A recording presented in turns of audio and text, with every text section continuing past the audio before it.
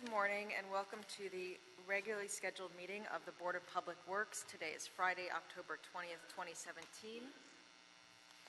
Commissioner Rivas, Vice President Repenning, Commissioner Davis, Commissioner Jacinto are present. Vice President Repenning, we do have a quorum. May we start with Bureau introduction, starting with Bureau of Street Services. If you can come up to the mic, please. Good morning, Andrew Vargas, Bureau of Street Services. Good morning, Lloyd Gaines, Bureau of Sanitation. Good morning, Mahmoud Karimzadeh, the Bureau of Engineering. Good morning, Angelica Samayoa with the Bureau of Contract Administration. Good morning, Ruben Flamenco, Bureau of Street Lighting. Good morning, Lori Rittenberg, City Attorney. Fernando Campos, Executive Officer. Vice President Repenning, we do not have any speaker cards under general public comment. We also have no commentary under the Neighborhood Council commentary section. We did not receive any speaker cards on any of the items as well. Okay, I'll close public comment. I'll close Neighborhood Council commentary. I will make a motion to approve our minutes from the meeting of Monday, September 25th, 2017. Is there a second? Seconded by Commissioner Davis. Any objections? The minutes will be accepted and approved. And before I start, I would like to give a shout out to the LA Dodgers, who are going to be in the World Series for the first time in many years. Our board president often likes to talk about football, but there is another sport in this town, and it's very exciting. I'm going to go ahead and take care of some administrative items. Item number 7 on our agenda today is a motion, a fund revision for CDs 4 and 13, Glendale Boulevard, Hyperion Avenue Complex of Bridge Improvement Project. This is recommending that the board, number 1, approve the revised funding amounts as identified in the funding table contained in the report for the task, while keeping the budget authority of $4,250,000 unchanged. Wen Chen? Hi.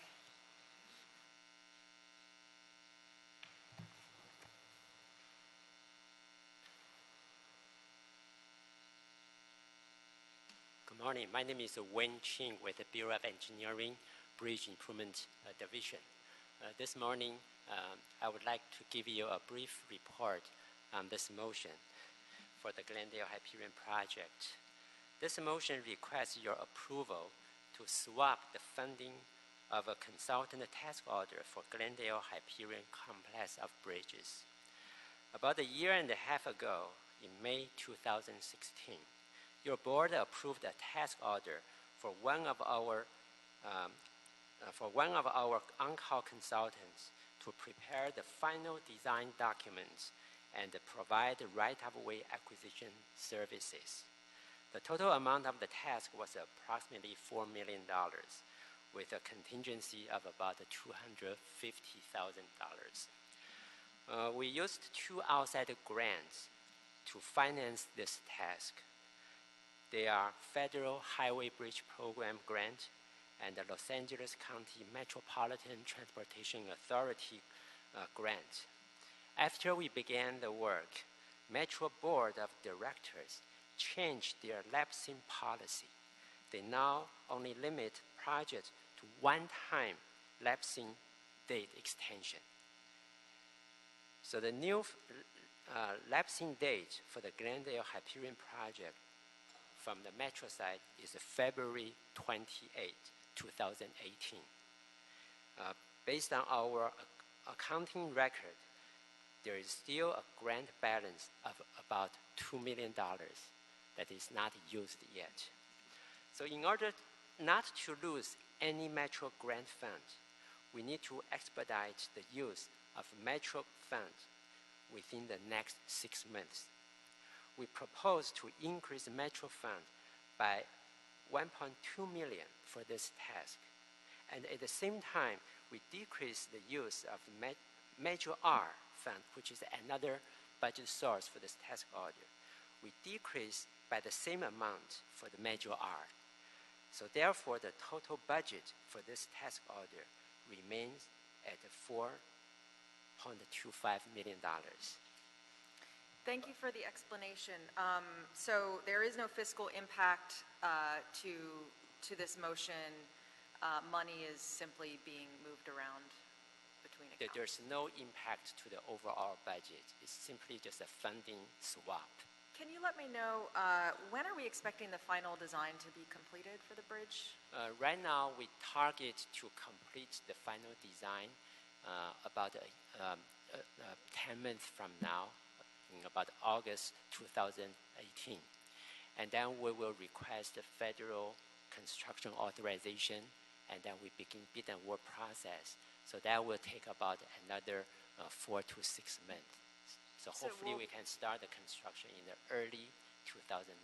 So we're going out to bid next fall, and then we'll kick off construction early in 2019. That's correct. Okay, thank you very much. Any questions? Okay, I'll make a motion to approve this item, seconded by Commissioner Davis. Any objections? Any objections to sending it forthwith? Hearing none, we'll send this item forthwith. Thank you, Mr. Thank Chair. you. Agenda item number 8. The Mayor and City Council have approved and authorized the Board of Public Works on behalf of the Bureau of Sanitation to execute the proposed amendment to the contract with ABB Enterprise Software Incorporated, formerly known as Ventix Incorporated, to provide software maintenance and support services for the Enterprise Maintenance, Planning, and Control System for an additional 3 years from July 1st, 2018 through July 30th, 2021 at a cost not to exceed $4,425,000. Is there a second to my motion to approve this item? Seconded by Commissioner Davis. Any objections?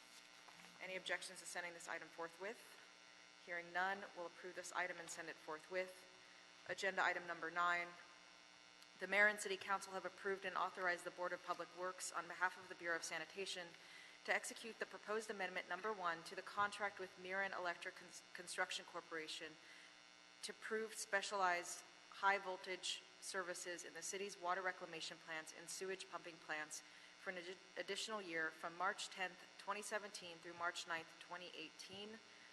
Is there a second to my motion to approve this item? Seconded by Commissioners Jacinto and Rivas. Any objections? Any objections to sending this forthwith? Okay, the item will be approved and sent forthwith. Agenda item number 10 is a communication, release of stop payment notice, Henry Pratt Company, submitting a release of stop payment notice in the amount of $41,849.46 for furnishing valves and accessories in connection with the Penmar Water Quality Improvement Phase 2 project, the contractor for which is Green Building Corporation. Is there a second to my motion to receive agenda item number 10? Seconded by Commissioner Jacinto. The item will be received. Any objections to sending this forthwith? The item will be sent forthwith. Let's go back to agenda item number 1, please.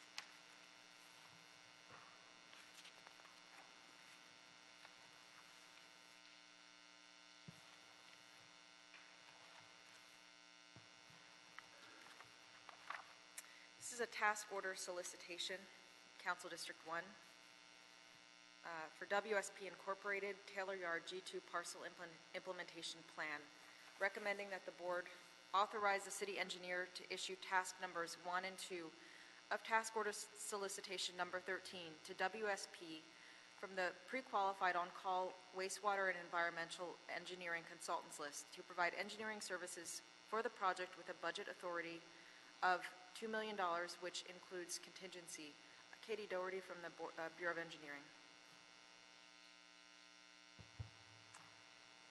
Good morning, Ms. Doherty. Morning. Katie Doherty, Bureau of Engineering. I'm the project manager for implementation at Taylor Yard G2. The Taylor Yard G2 parcel was purchased from Union Pacific in March of this year with a focus of Ellie River revitalization. It is formerly a very active rail yard servicing all rail to and from downtown Los Angeles, so it is known to be contaminated, making the regulatory agency the Department of Toxic Substances Control. The city has been awarded a grant in the amount of $2 million from the State Coastal Conservancy to prepare an implementation plan and perform site assessments on the site. So the Bureau of Engineering released Task Order 13 to fulfill Activities plus it included detailed design for interim uses and design services during construction. However, those will be awarded later as funding becomes available. I'm here only for tasks 1 and 2, which is fully funded by the Coastal Conservancy and is site assessments and the implementation plan. On August 14th, BOE received 5 proposals. We had a selection committee of 8 members from various different city departments and 2 outside agencies. We did interviews for all 5 respondents, and the top 3 were sort of shortlisted for a public presentation that was done in the neighborhood surrounding G2. From there, taking into account their proposals, interviews, and the public presentation, the selection committee selected the WSP team to enter into negotiations. They are bringing on board 7 new subs that have never worked with the city, including nonprofit organizations. They have committed to meeting all BIP participation levels for these tasks. And I do have Michael Drennan, project manager from WSP, here with me today if you have any questions. So that concludes my report. I'm happy to take any questions. Thanks, Katie. Couple questions. What is the outcome of this project? Obviously, the city now owns the G2. It's going to require a lot of work to get it to the point where it's open space, a park that can be used and enjoyed by the community. So can you walk us a little bit through what that's going to look like, and what are we specifically getting out of this TOS? Sure. So we've proposed to the City Council a multi-phased approach to it. We've identified about 14 acres of the 40-acre site that may be clean enough to be used immediately. That will be confirmed by this task order. They're going to do a very comprehensive site assessment. There's a lot of existing data on the site, but it's old, so we want to redo that. We want to make sure we know exactly what we're getting into. And once we have a full understanding of that, we'll start developing concepts for interim uses, which could be anything: filming, camping. We've come up with a lot of different concepts, but all of it needs to be very fully vetted through the public, the community in the area, and different stakeholders. And we hope to have those open within the next 4 to 5 years. Beyond that, the LA River Revitalization Plan and the Arbor Plan that was done by the U.S. Army Corps of Engineers, which is a full ecosystem revitalization for the whole river. That is probably longer, 10 to 15 years out. That has a budget of about $250 million, which is not funded at this point. So as funding becomes available for that, we would be able to work towards that goal too, pending your approval and council's approval. And this was a very competitive process for this TOS. It was, yes. We had 5 very, very strong teams, and it was a tough decision, but we felt the WSP team had the strongest proposal and the strongest team. And there was including a community meeting. Yes, it was very well attended. Over 200 community members showed up, and they were given the opportunity to vote on which team they liked the most, and it was actually the WSP team that came up on top. But the selection committee took into account everything, including the proposals. Well, I do want to thank the Bureau of Engineering. You guys have a way of, on these interesting projects that we're doing, of really eliciting some great ideas, and I know that there were a lot of really great concepts put on the table as part of the competition. Thank you, Mahmoud. Thanks to Deborah Weintraub as well. I know a lot of this particular TOS is going to, as you said, exploring and coming up with some interim uses. As you know from our discussion, it's important to me sooner rather than later to be identifying ways to do some stormwater cleanup at the site. And I know it's tough for us we don't want to build things, and we can't really build things with public funds that aren't going to be permanent. But at the same time, as we know, we have these water quality issues on the river that have been unfortunately not a positive narrative for what we're trying to accomplish. And I think that as much as we can use this key site to actually start doing some water quality work, I definitely want to support that as well. Commissioner Jacinto. Thank you, Vice President Repenning. Katie, thank you for this report. To the team, our BOE team, of course, Mahmoud, Deborah, and you. And, congratulations to WSP for having the affirmation of the community. Because when the community votes and they are able to receive and sort of vet consultants, that's a great affirmation. And I appreciate the engagement of Mujeres de la Tierra for creating this unique stakeholder engagement experience. That's what it's about, because G2 is such an important part of the LA revitalization plan, and we have to do these interim because we understand it's a big, big project. So the more we can activate and have local engagement, and that's the way to go. So I support this. Thank you. Thank you. Thank you. Commissioner Davis. Yeah, I just wanted to thank you for the report, in particular to thank you for the effort that is put towards diversity in terms of minority business enterprise and small business enterprise. I see a real effort being put towards, to the extent possible, trying to make sure that we have diversity. So I wanted to thank you for that. Thank you.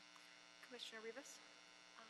I just want to echo what my colleagues are saying, but I liked how you explained the process of how you evaluated the 5 teams, and definitely like that the community had a vote, and that there are 7 new firms, subcontractors that are participating, and especially the nonprofits. I know some of them, and I'm sure they would be a great asset to that team.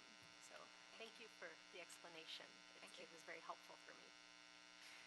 Thank you. I want to go ahead and thank the entire community of consultants that participated in this. We have a great group of folks that are really supportive of the city's work on the river. A lot of folks put in, time earlier this year working on doing some pro bono work around the downtown segment of the river. I know this was competitive. I want to congratulate WSP, and with that, I'll make the motion to approve this agenda item. Seconded by Commissioner Cinto and Davis. Any objections? Any objections to sending it forthwith? All righty then. Thanks, Katie. Thank you. Agenda item number 2. Council District 11, pilot facility for nitrified, denitrified, tertiary recycled water.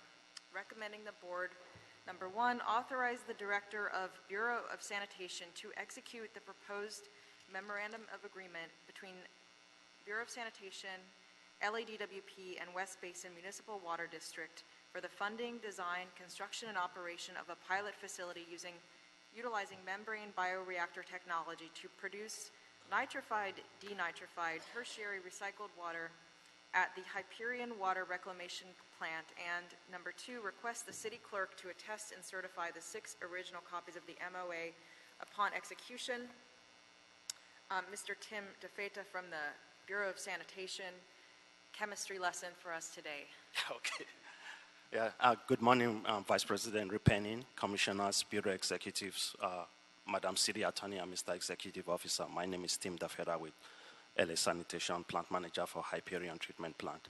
I have a handout circulating around, so if you can just follow me, I'll try to give you a quick overview of things. So basically this morning I'm going to cover just the general background to put things in context,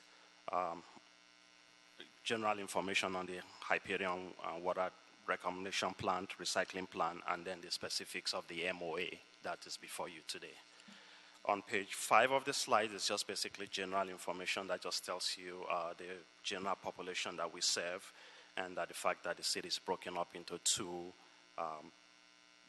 basically two service areas. The Hyperion service area with a series of plants that are connected. So you start from Donasil Tillman plant, LAG, and they're all connected to Hyperion. So they take water upstream, treat it, and then do some hydraulic relief, and the flow comes to Hyperion.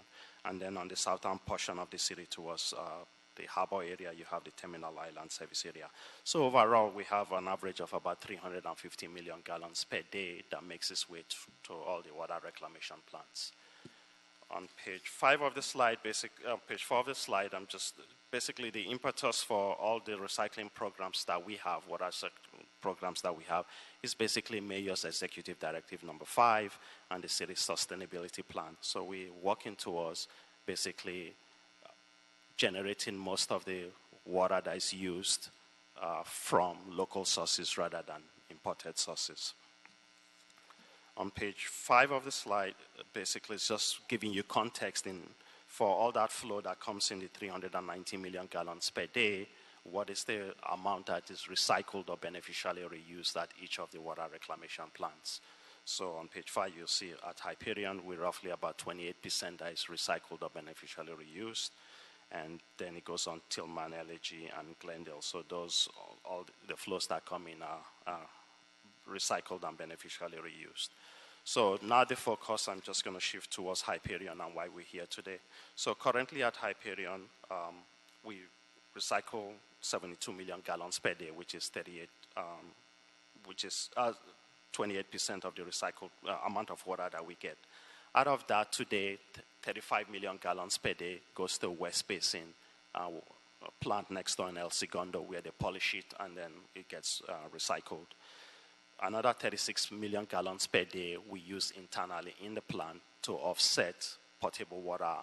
So we use that for power in our power generation plant on site for cooling water purposes and for our oxygen generation. So that's a substantial amount of water that we use on site to offset potable water. So on slide number 7, basically just puts the whole plan that we have in sanitation to recycle the water. So with the leadership of the mayor, the board, our director Enrique Zaldivar, and our partners at LADWP and West Basin and other regional partners, we have a roadmap, if you will, to recycle all the water of Hyperion, because generally we hear you get all this water every day. We're in drought situations. What are you doing to try to make sure that the water is recycled and used wisely? So the plan that you see before you, basically on page 7, kind of goes through our vision in terms of trying to get us to full recycle. So right now in 2017, we're using recycling 72 MGD. By 2020, we will be at 73.5.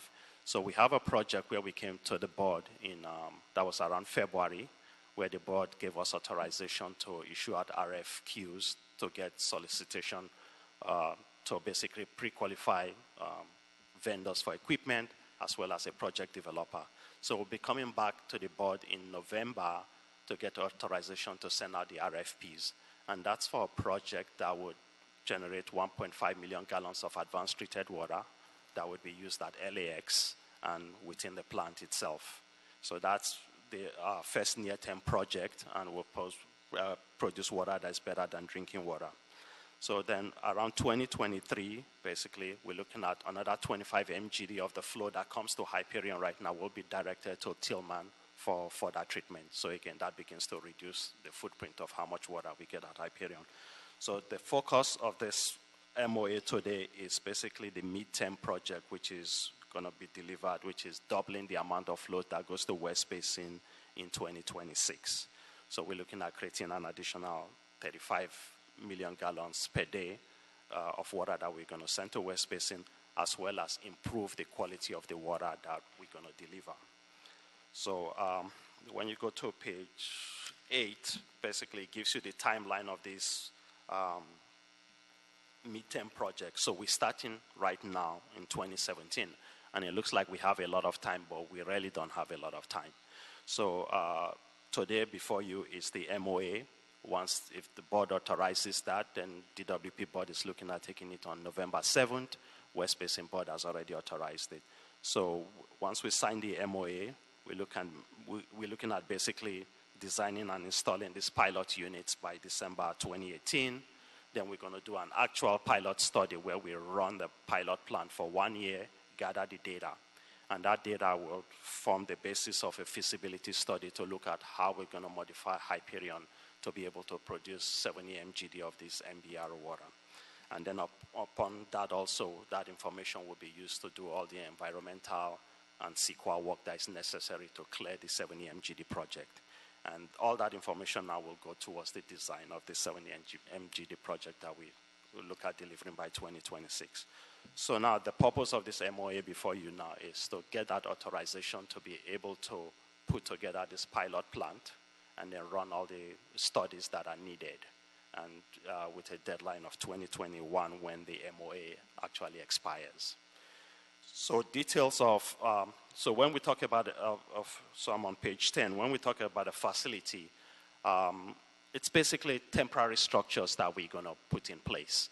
And these are prefabricated units that we go to the vendors, and they basically will produce equipment that is scalable to the 70 MGD. So we take our tank dimensions and all the configuration of what the larger project would be, and we kind of scale it down to models that will be able to run water through, see how well they treat the water, and then use that data that would help us design the 70 MGD. So we're looking at basically procuring 3 units from the vendors and one central aeration basin that is going to provide the flow.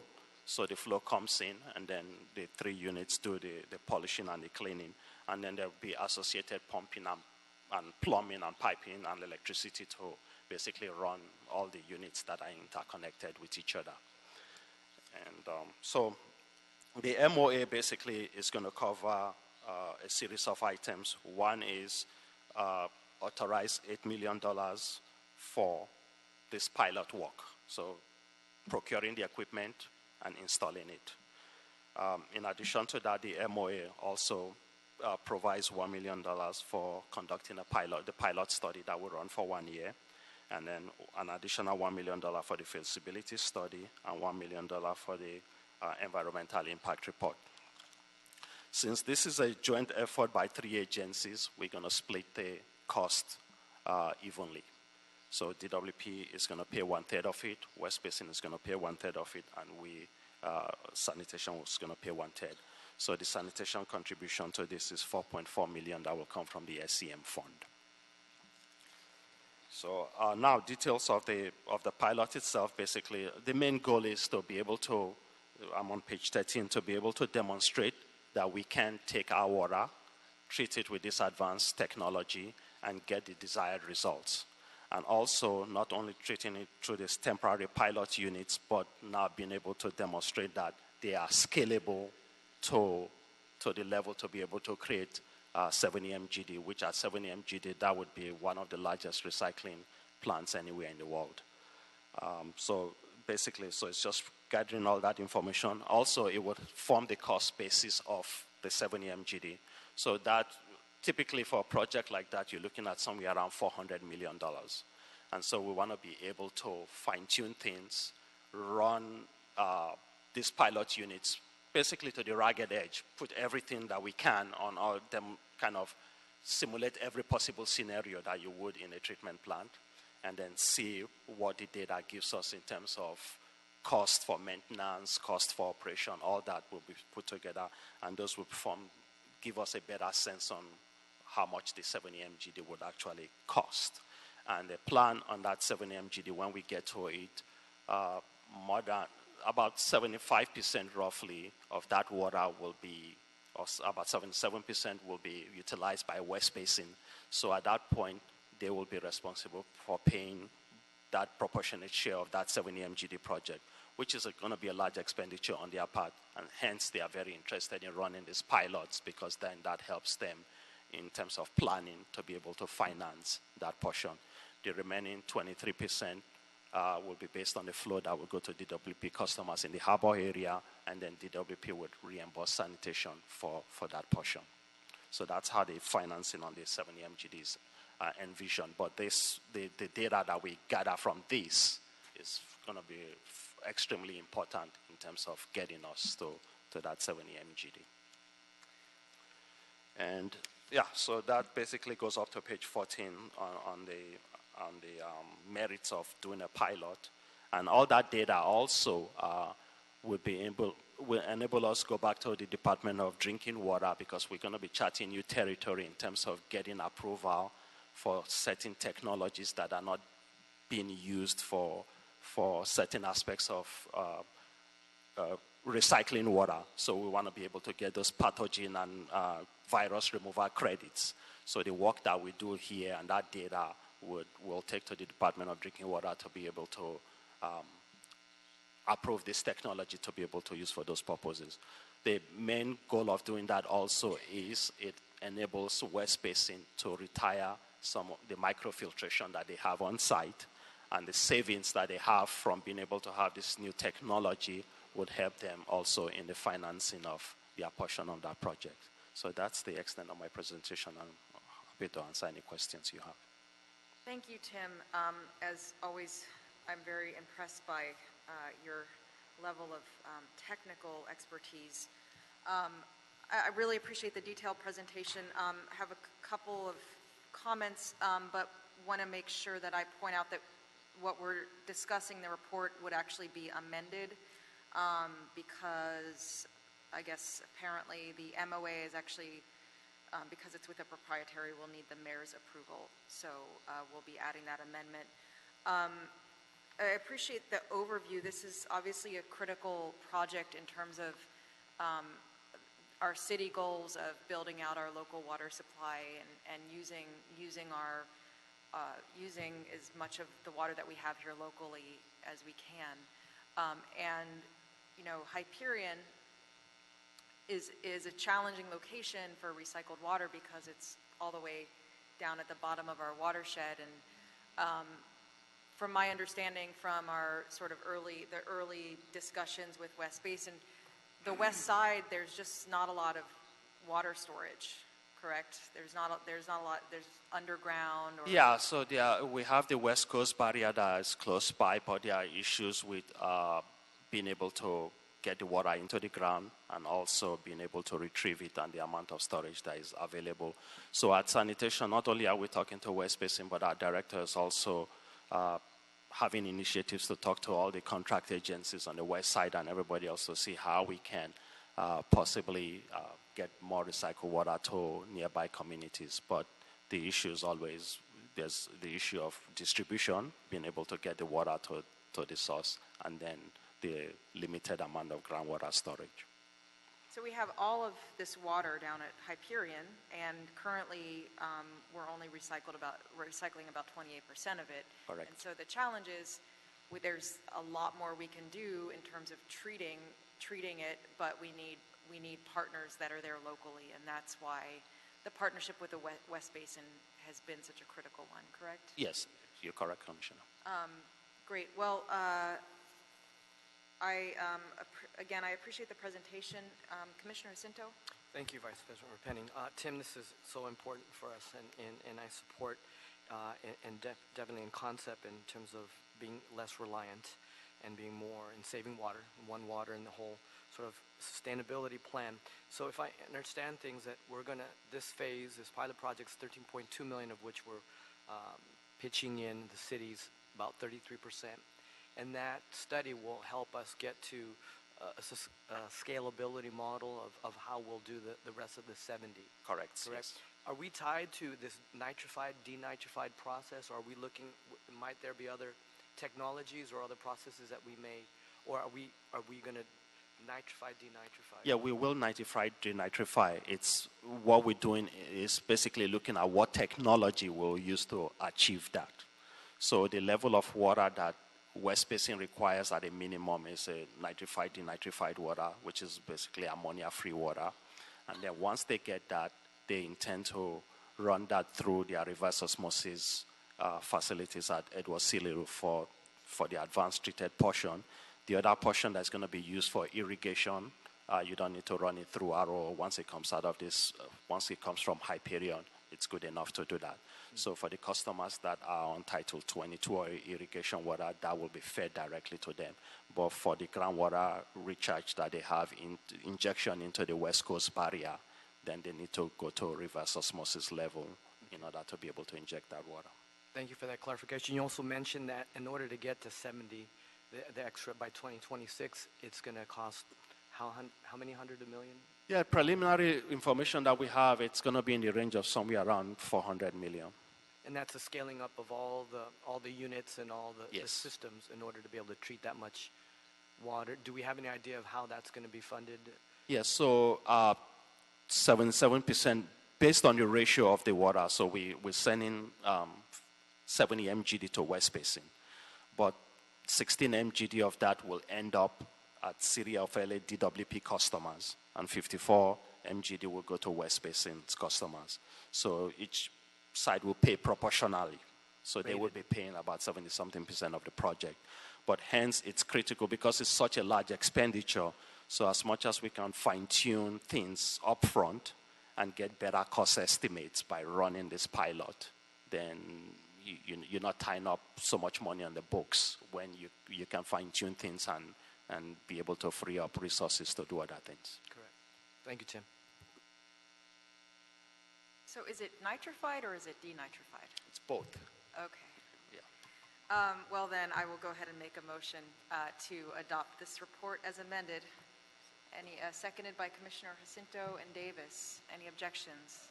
Any objections of sending it forthwith? Okay. Thank you very much, Tim. Thank you to you and your team at Sanitation for all the hard work that you've been putting into this project. Thank you so much for your support. Thank you. Okay, report adopted as amended and sent forthwith. Let's continue to agenda item number 3.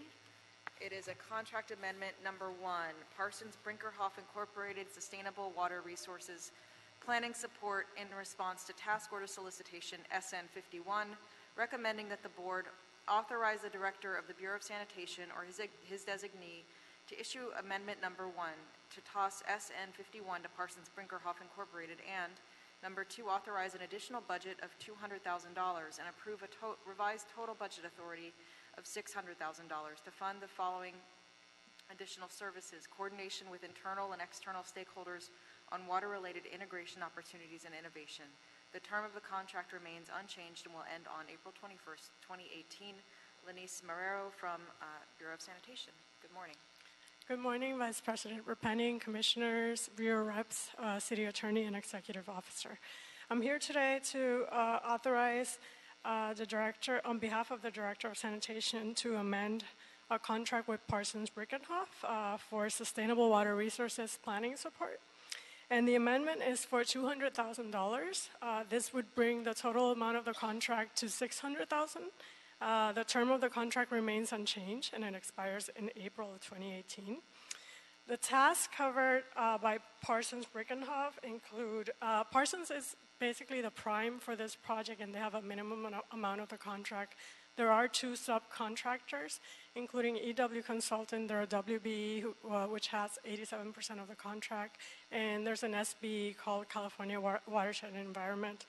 They have about 7% of the contract, and the task that they will be performing is to continue to develop local and regional strategies for integrated water programs. This is in-house support for implementation of strategies developed under the One Water LA plan.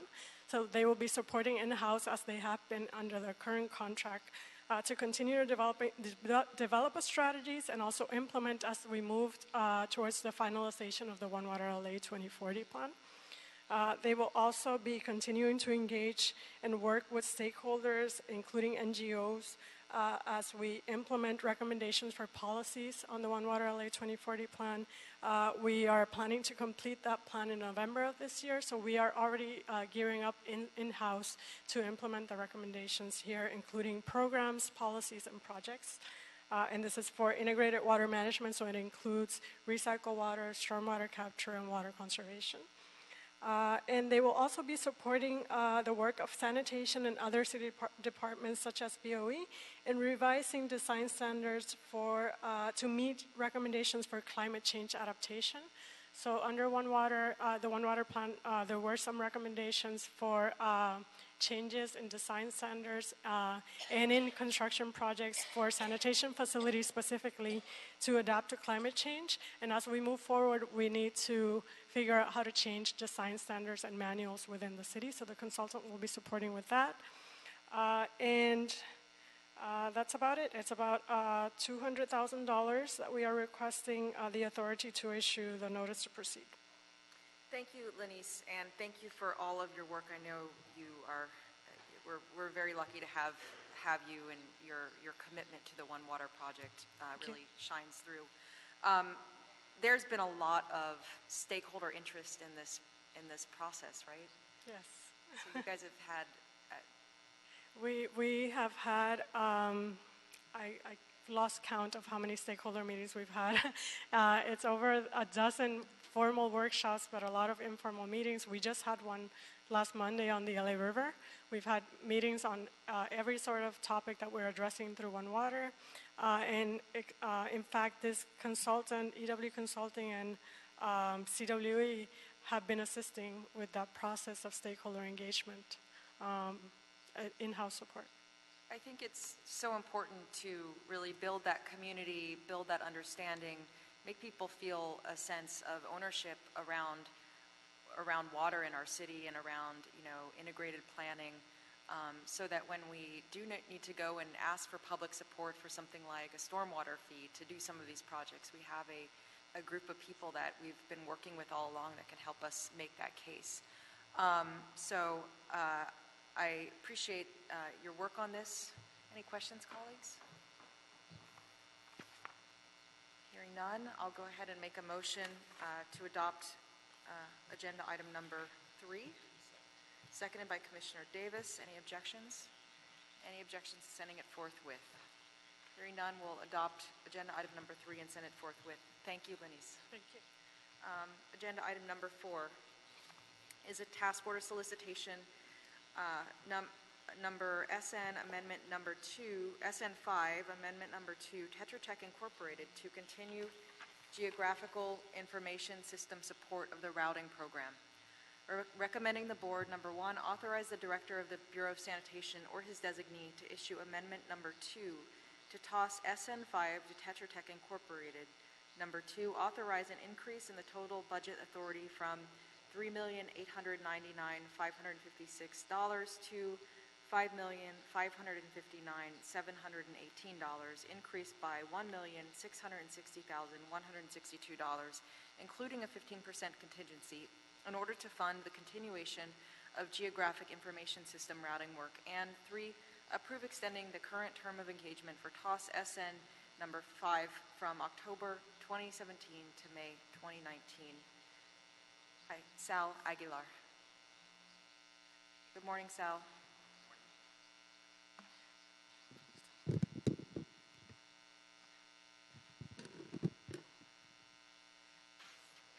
Good morning, Vice President, other commissioners, bureau heads, city attorney, and executive officer. My name is Sal Aguilar. I'm an environmental associate with the Support Services Division in LA Sanitation. LA San is requesting the board to issue a notice of award to Tetra Tech for TOS SN5 Amendment number 2 for GIS support and implementation of routing programs. This TOS is issued under the LA San on-call contract for wastewater, stormwater, and support services.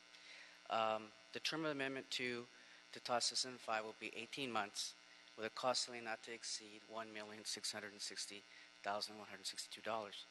The temporary staff augmentation is required to support the Support Services GIS section. Long-term, we have a budget package to add 5 GIS specialists in the 18-19 budget. The routing effort is an ongoing program that will require changes as city demographics change. LA San operates a fleet of about 600 vehicles for curbside collection of approximately 750,000 households residing in the city's 6 waste sheds, our collection districts, which are West Valley, East Valley, North Central, South Central, South LA, West LA, and Harbor. This represents over 3,000, represents over 3,000 weekly routes, or about 600 daily routes citywide, which then equates to about 100 routes daily in each collection yard. Amendment 2 to TOS SN5 will allow us to complete the automated process of route generation for solid resource collection trucks to eliminate the ineffective manual process of a curbside route involving paper and highlighters.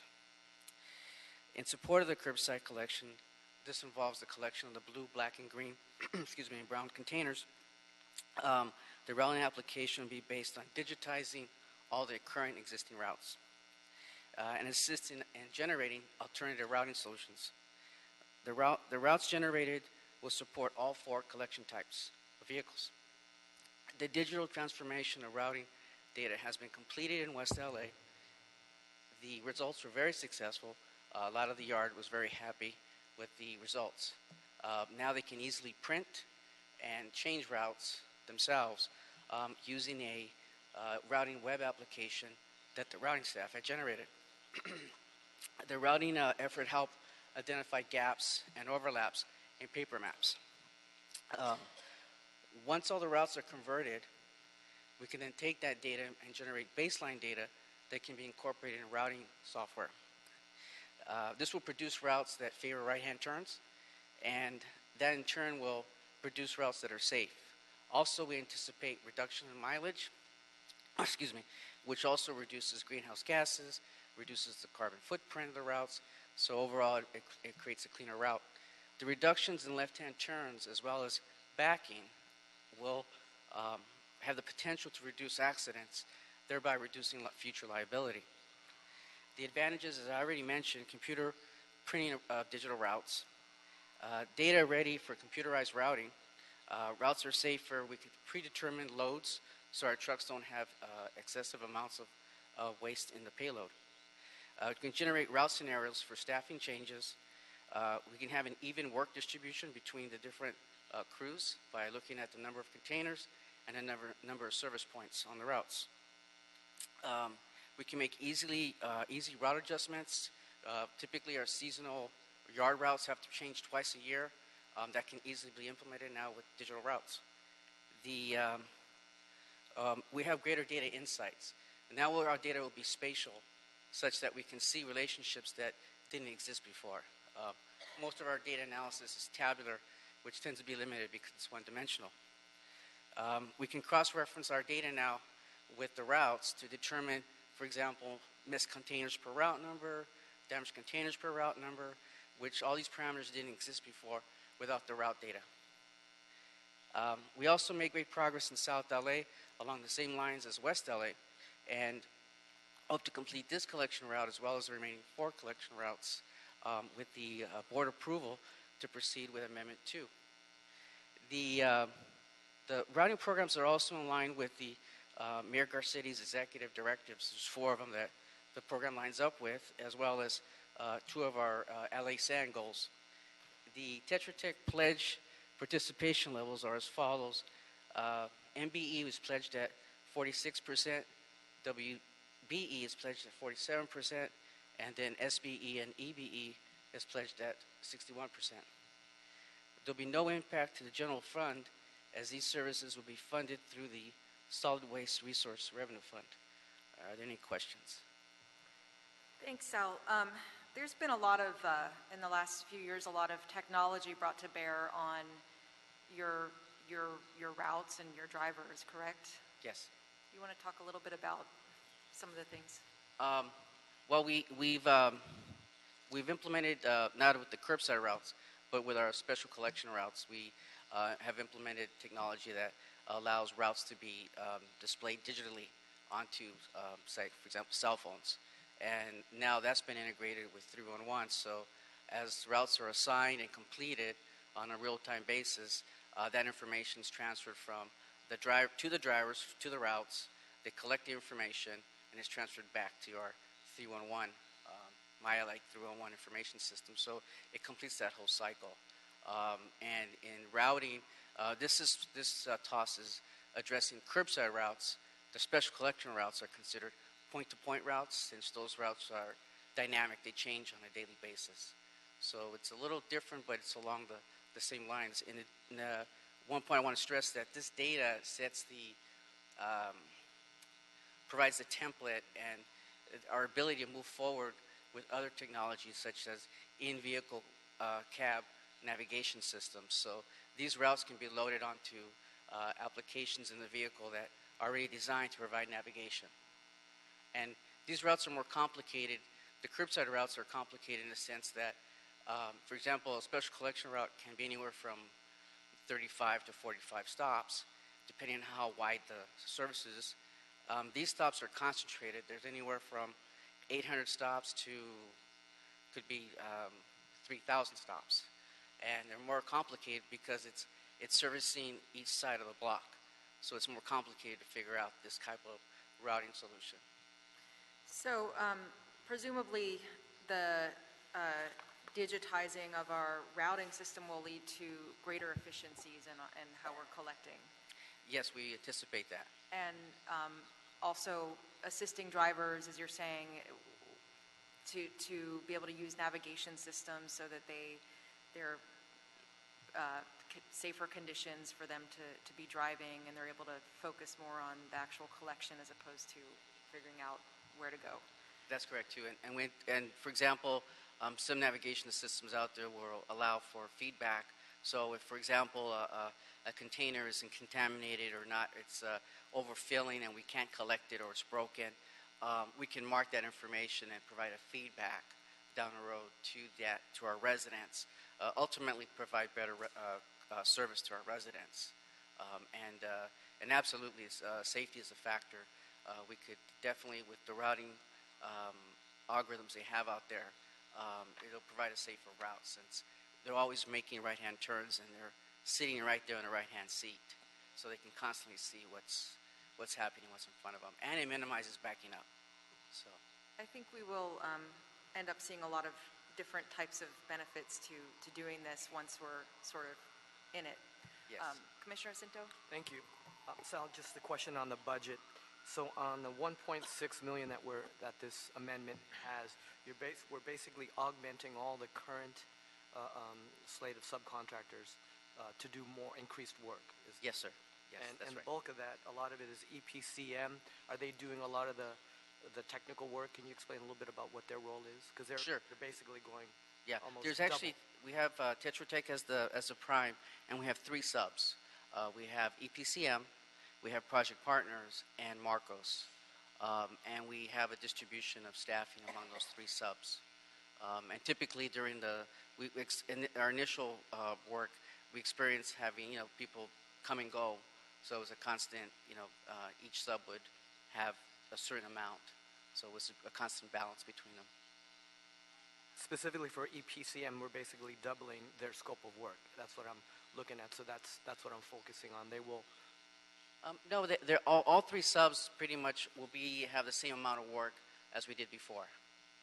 Although now instead of we finished 2 yards, now we're working on 4 yards. So it'll be the same distribution as we had before. Well, I'm just looking at from table 2 to 3 and looking at the distribution of achieved amounts. Yes, I'm sorry, you're right, because we've increased the number to, I think we added 2 more staff there to help us catch up, because So that's the bulk of the increase of their work comes to this. Yes. Okay, thank you. And that's how it allows us to catch up, because we've had a gap in the project. Thank you. Any other questions? Thank you, Sal, for your leadership on all of these issues, and look forward to more. Thank you. Thanks for the presentation. I'll go ahead and make a motion to adopt agenda item number 4. Seconded by Commissioner Davis. Any objections? Any objections to sending it forthwith? Okay, agenda item number 4 will be adopted and sent forthwith. Let's move to agenda item number 5. This is another task order solicitation. Number SN 84, Larry Walker Associates Incorporated for Integrated Monitoring Programs Implementation and Watershed Characterization. Recommending the board, number 1, authorize the Director of the Bureau of Sanitation or his designee to award TOS SN 84 to Larry Walker Associates Incorporated from the on-call consultant list to provide the following services: monitoring, data management, assessment, and acquisition of specialized equipment to perform monitoring for the coordinated integrated monitoring programs of the 2012 Municipal Separate Storm Sewer System MS4 permit and watershed characterization of the Watershed Protection Program. Number 2, approve a total budget of $2,350,000, including a 16.6% contingency to fund the services provided. Number 3, approve the term of engagement for TOS SN 84 starting from the date that BOS issues the NTP to LWA through August 3rd, 2019. And 4, authorize the Director of Bureau of Sanitation to extend this TOS for up to an additional 15 months upon approval of the board of the parent on-call contract as authorized by CF-13-0949-S1. Hi, you're not Sharam. No, I'm Ternay Nika. Hi. I'm his representative today. Good morning, Vice President Repenning, Commissioners, Bureau Reps, City Attorney, and Executive Officer. My name, as I mentioned, is Tarana Nika. I lead the Pollution Assessment section of the Watershed Protection Program of LA Sanitation. TOS SN 84 provides specialized services for the implementation of the Coordinated Integrated Monitoring Programs, which is a big buzzword. It's the SIMPS, which is required by the city stormwater's permit, as well as watershed characterization.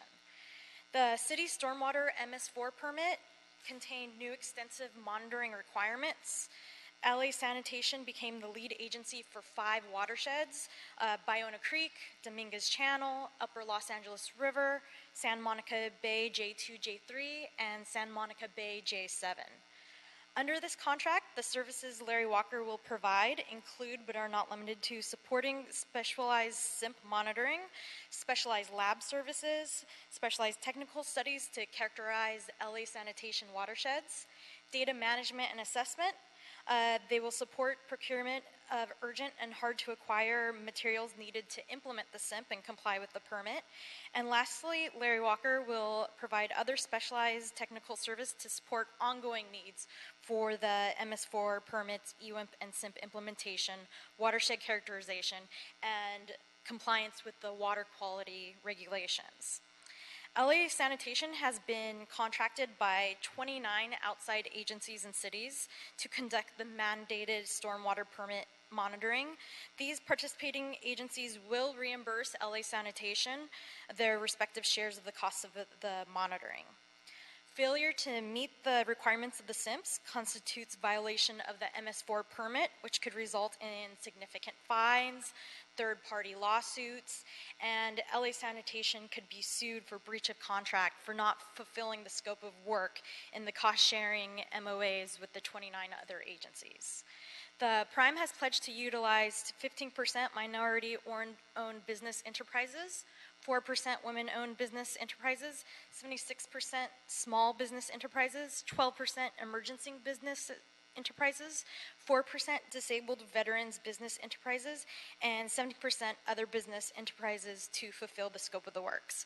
There's no impact to the general fund, as this will be reimbursed by the partner cities. Thank you for your time and consideration. Thank you very much. Questions, colleagues? Commissioner Cinto. Thank you. Can you talk a little bit, I know there's a little bit of text here in terms of the outreach and the vetting and the submission process, and there were 6 firms that attended the TOS meeting, and only a couple. How many actually submitted? So we had the pre-proposal meeting, as you mentioned, and 6 primes and 2 subs attended.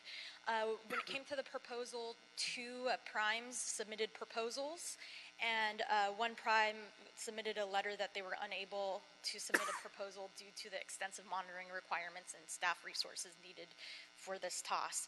I contacted all the rest of the primes that attended. I was able to reach TRC, who also said that the difficulty was once they contacted the other sub-consultants, they were already working with Larry Walker or Tetra Tech, the firms that submitted the proposals. Because of the nature of this work, there's a large need for resources and manpower, especially during a first storm event. So there's only so many consultants out there who can provide, a limited amount of resources. So that's the feedback I received. The other 2 firms, I left phone messages and emails, and they did not respond. Okay, thank you for that. Thank you. And we've worked with Larry Walker before on monitoring work, and they do, I think, a good job for us. They're also a small business enterprise, is my understanding. Yes. So, any other questions, colleagues? I'll go ahead and make a motion to adopt agenda item number 5, seconded by Commissioner Davis. Any objections? Any objections to sending it forthwith? Okay, agenda item number 5 will be adopted and sent forthwith. Thank you, Terry. Thank you. Agenda item number 6, CD 13, budget increase and revised construction order, Bali Construction, emergency sewer repairs on Brazil Street right-of-way, 5400 block project, recommending the board, number one, authorize a revised construction budget of a not-to-exceed amount of $1,500,000 for this project, and number two, authorize the city engineer to issue a revised construction order for this project to Bali Construction to proceed with the purchase of 2,100 feet of non-round slip lining pipes with an estimated cost of $1,500,000. We have John Delcast from engineering. Good morning. Is that what we're looking at here? Yes. My name is John Delcase. I'm the group manager for emergency sewer repair group. And as you just mentioned, I'm here to ask for your authority to authorize a revised construction budget of not to exceed 1.5 million for this project, and authorize the city engineer to issue revised construction order for the project to Bali Construction to proceed with the purchase of 2,100 feet of non-round slip lining pipes with an estimated 1.5 million. To give you a little bit background about this, we had in June we received a request from Bureau of Sanitation to perform emergency on two voids on a 42-inch north outfall sewer and on Brazil Street. After performing the CCTV, we discovered additional voids, and so that's what we decided due to right of entry and the easement where the sewer is located. It is difficult to perform CCTV, to perform repair throughout the whole project through open cut. So the best solution was to do slip lining. And however, there's going to be a separate board report you are going to be seeing in the near future. But because this requires a slip lining and the products are coming, there were two products actually. Competition was Amaron and Channel Line, and Channel Line is coming from Persian Gulf, from Dubai, and Amaron is coming from Poland. That delivery takes time. So to do that, and the rainy season approaching, we wanted to start purchasing the pipes before we actually come to you for the project itself, and that's going to be a separate board report. And so the pictures that you see, actually, I passed around. These are Channel Line, and it was commissioned as Hacienda. We have gone through prior to that, and then they have been notified. This is Channel Line, and then there were two competition. One was Amaron, and the cost of that proposed was 1.4 million, and the Channel Line was almost a million, a little bit less than $1 million. So this was more competitive price. We were saving almost $500,000. So we went ahead with Channel Line. The pictures that you see, these are Channel Line that are coming from Dubai. And so we are just, we wanted to have that ready when the contractor, whatever contractor we are going to choose to proceed with the work. So they have the lining ready so they can start immediately. So I'm here just basically asking you to approve the purchase of the lining. Thank you. Any questions? Commissioner Jacinto? Thank you. John, this is emergency sewer repair, correct? So yes, it is. This is from our Bureau of Sanitation. This is obviously in the north outfall sewer, the NOS, many voids, many high profile. The Mission in Jesse, right by the aqueduct, viaduct, had collapsed. And so is it correct to say we're going to see potentially more work emergency related on this north outfall sewer? Yeah, NOS actually do, as you are aware, last year, Laurel Canyon, we had sinkhole, two cars filling, and then prior to that, we had Mission, as you are aware of it, and so that's another problem, this sewer spill that we had. So Bureau of Sanitation has become very aware of this, and they really want to prevent from this kind of thing happening, this kind of emergency.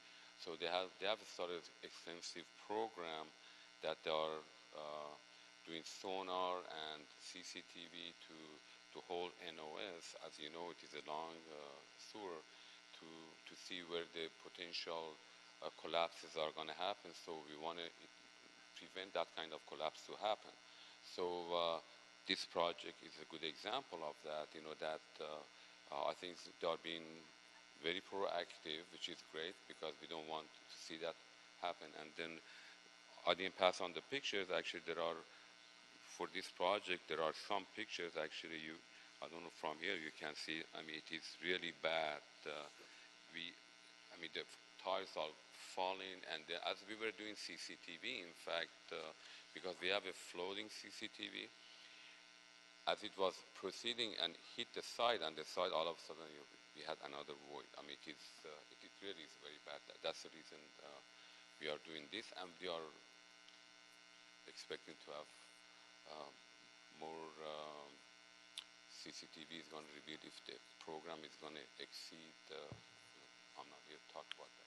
Thus, it's important to work with our Bureau of Sanitation and appreciate our Bureau of Engineering and that sort of, interdependence we have in terms of identifying these voids and the proper response. Do we have any idea the cost of construction once, obviously, at 1.5 is? Well, actually, as I said, that is going to come next. But the thing is, we already solicited bids for that, and we got 4 bids, and the highest one was about 30 million, and the lowest one was about a little bit less than 13 million, about 12.9 million. And right now the staff is reviewing all the bids, and they are going to make a determination to go with the lowest bidder and the condition of that. So that's going to be next board report that is going to come to you. But that's the cost you are looking at. So minimum right now we have to 12.9 million. Yeah, John, I think thank you for sharing that. That's just a preview to the amount that's required to address our infrastructure issues that will prevent any sort of catastrophic things. I mean, it's time. This is an aging infrastructure, and we're doing the right thing by investing the resources to prevent. Exactly, and then actually we have a few more NOS. I'm sure some of them came in front of the board, and we are going to expect a few more probably. Thank you, John. Thank you, John. Any other questions? Motion has been made by Commissioner Jacinto to adopt agenda item number 6, seconded by Commissioner Davis. Any objections? Any objections to setting item 6 forthwith? Hearing none, we'll go ahead and do so. Thank you, sir. Have a good day. Thank you very much. Going to our final agenda item for today is number 11. It's an oral report from the Bureau of Sanitation on solid resources collection yards activities. Daniel McKay. Good morning, Daniel. Good morning, Vice President Repenning, Commissioners, Fernando, good morning, Executive Officer, City Attorney, Board members. Here to give a short status report on LA Sands collection divisions. Not much has changed since our last board report. Some of this information is repetitive because Sal came up and gave a lot of it. Our single-family customer base is 750,000 homes per week. Our multifamily customer base is 500,000 per week. We have 6 location waste heads across the city: West LA, Harbor, South LA, North Central, East Valley, and West Valley. Trash collection, we collect about 1,000 tons combined material daily at each waste shed.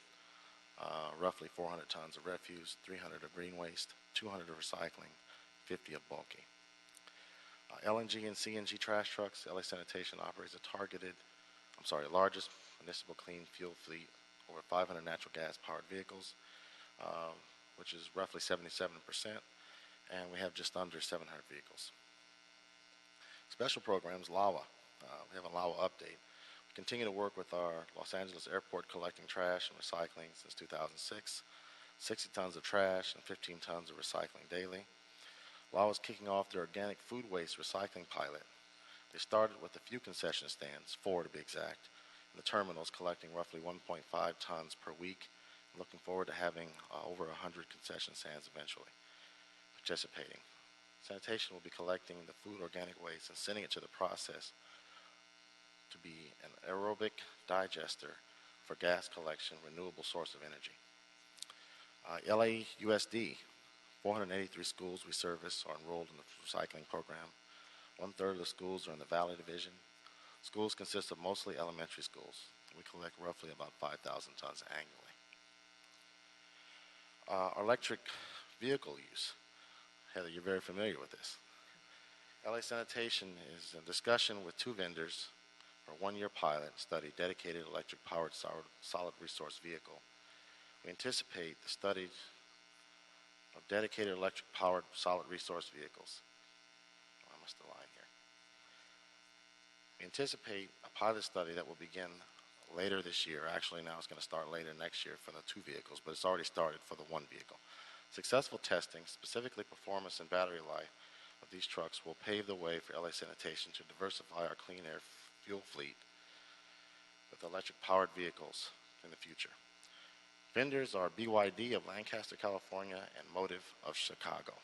We currently are testing 1 small vehicle, rear loader type, and as rear loading, determine what improvements we need for the bigger loading curbside collection. Eventually next year, maybe 2 larger automated full-size trucks that have a mileage range of 75, payload of 9 tons, and they'll be able to fuel or charge overnight, is what we're hoping.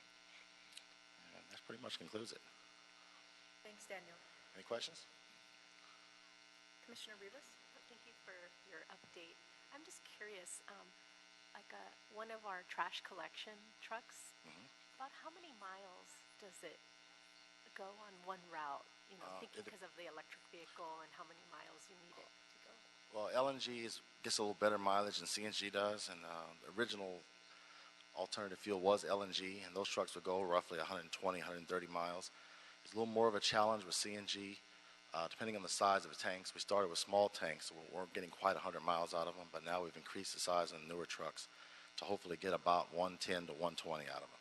It was a challenge when we first put the CNGs in. We were having to fuel more than once a day, but the type of fueling we're using now, which is slow fueling and a higher pressure system, it gives it more of a payload, so we're able to finish our complete routes in one day, but it's around 120 miles.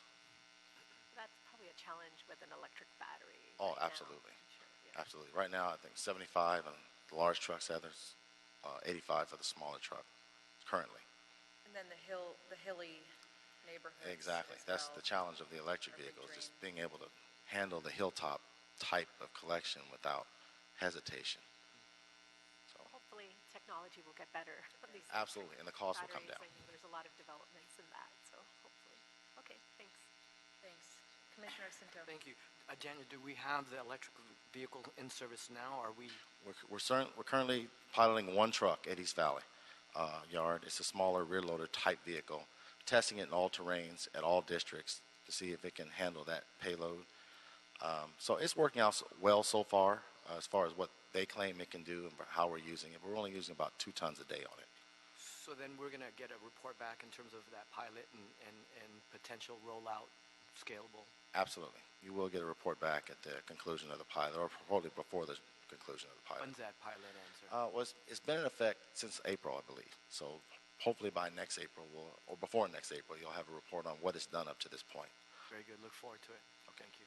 And that's the one with BYD, correct? Yes. And we're getting another truck from another company, correct? Motive. So that one hasn't started yet? No, that has not started yet. And we're looking at getting money from the state? Absolutely. We're looking to get a subsidy to offset the cost, because the electric vehicle is literally double the price of a clean air vehicle normally for LNG or CNG. Thank you, Daniel. Thanks to you and your Army for being out there every day, keeping us clean and safe. So we appreciate you guys. Thank you. Thank you very much. Have I cleared the desk, Dr. Campos? Yes, you have. Okay, then I'll go ahead and adjourn today's meeting and wish everyone a very happy weekend.